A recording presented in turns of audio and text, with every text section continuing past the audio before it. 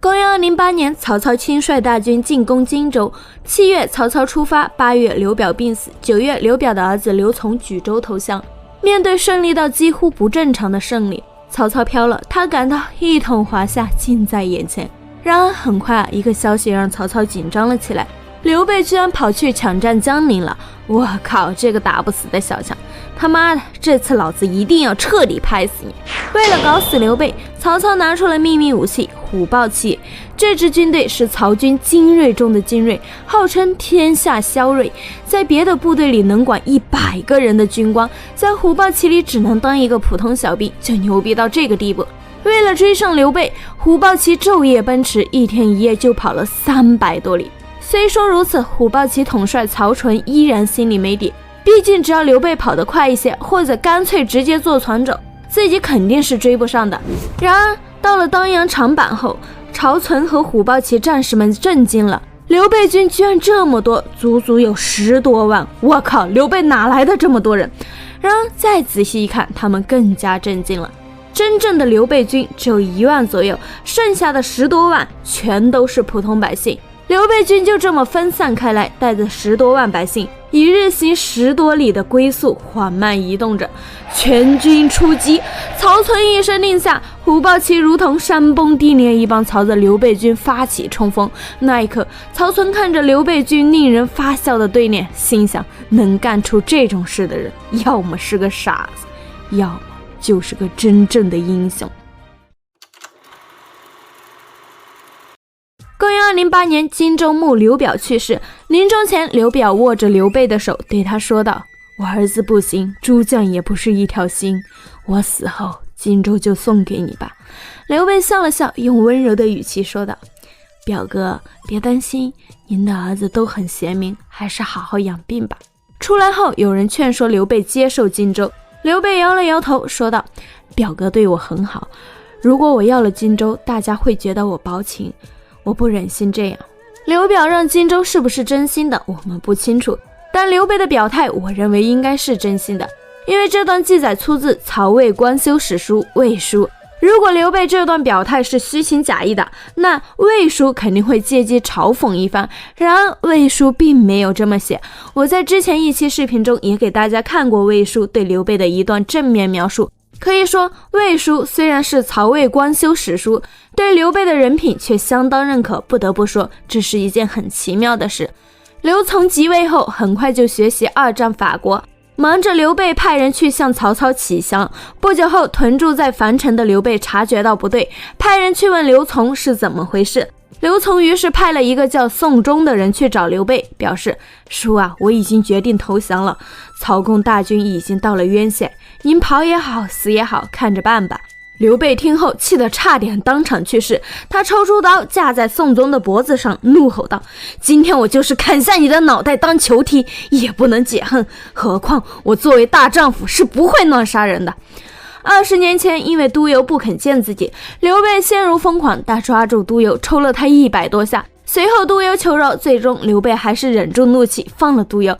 20年后，疯狂状态下的刘备再一次忍住怒气放了宋忠，哪怕再愤怒也要保住内心深处的理性，不乱杀人，这就是刘备做人的准则。宋忠走后，刘备立刻召集部下商讨对策。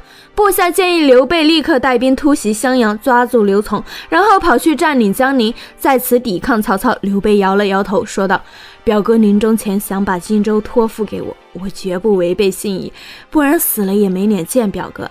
说罢，刘备率军开始向南进发。路过襄阳时，诸葛亮敏锐察觉到刘琮不得人心，而且防备松懈，立刻提出了一个大胆的计划，直接攻破襄阳，拿下整个荆州，然后跟曹操拼了。很多人喜欢说演义里的诸葛亮善奇谋，真实的诸葛亮一生谨慎，不懂奇谋。我想说，这么说的人是真心不了解诸葛亮。真实的诸葛亮其实是一个很大胆，很喜欢用奇谋的人，这在他北伐的过程中体现的尤其明显，我们到时候再详细说吧。刘备摇了摇头，用温柔又坚定的语气对诸葛亮说道：我不忍心。看着刘备坚定的眼神，诸葛亮没再说什么。随后刘备对着城楼上的刘琮喊道：嗨，大侄子，你下来，咱爷俩聊会儿好不好？然而软弱的刘琮吓得连起身的勇气都没有。刘备叹了口气，下令率军离开了。虽说出于情义，刘备不愿意趁人之危拿下襄阳，但这绝不意味着他不想要荆州。真实的刘备虽然仁义有底线，但绝不迂腐。对他来说，不抓刘琮，不打襄阳，已经是仁至义尽了。接下来我就不客气了，对着士兵，刘备下达了命令，全军火速前往抢占江陵。他准备拿下江陵和大部分荆州，然后和曹操拼命。然而接下来发生的一件事打乱了刘备的计划。刘备行军途中，不断有刘琮的部下和襄阳及其附近的百姓跑过来投奔刘备。到达当阳后，追随刘备的人居然已经高达10多万人，这严重拖慢了刘备的行军速度，导致刘备军1天之内走10多里。刘备的部下急忙说道：“赶紧把这些人扔下吧，不然等曹操追来了，怎么抵挡呀？”看着眼前一大片用渴望眼神盯着自己的百姓，刘备默然片刻，一咬牙说道：“想要成大事，必须以人为本。现在大家跟着我，我怎么忍心抛下他们？”我想刘备肯定知道这样做有极大的危险性，也明白抛弃这些百姓抢占江陵才是最符合利益的行为。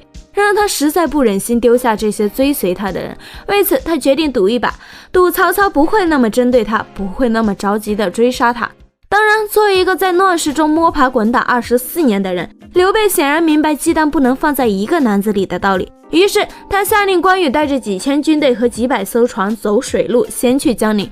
据记载，三国时期，东吴的普通大船能装600人，巨型船甚至能装3000人。关羽的船就算再难，一艘装个几十个人估计也没问题。也就是说，关羽的几百艘船至少也能装2万人以上。然而即便有如此多的空位子，刘备本人也没有坐船逃走，也没有让他的家人坐船逃走，剩下的位子我想应该是让部分百姓先坐船走了吧。而这批百姓就是刘备携民渡江的唯一收获。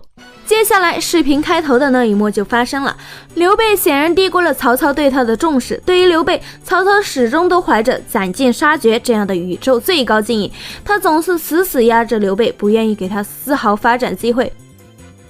5000精锐虎豹骑一个冲锋过后，阵型分散，而且都是步兵的刘备军很快就全军崩溃了。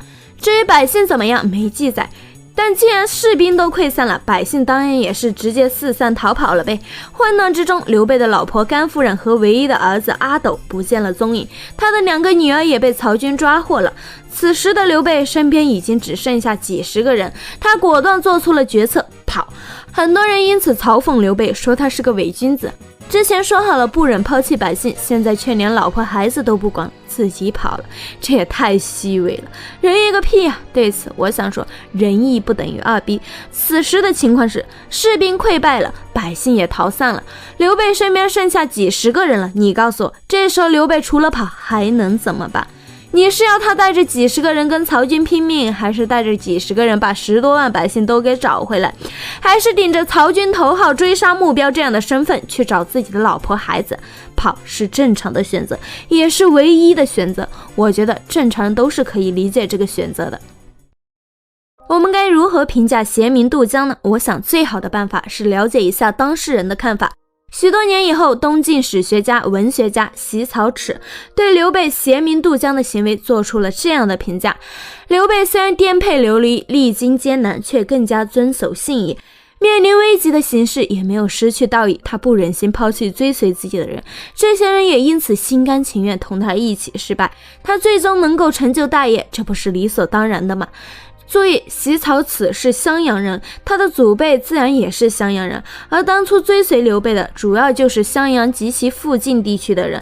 也就是说，席草齿之所以会对刘备携民渡江做出这样的评价，应该就是因为他的祖辈世世代代口口相传赞美着刘备当年的义举，因此从小就耳濡目染的席草齿最终才会对刘备的行为做出如此高的评价。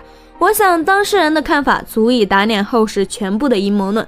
很多人说刘备这个人活得太累，我不想当刘备。对此我想说，子非鱼，安知鱼之乐？你觉得为了道义而抛弃利益，这样太累太不爽。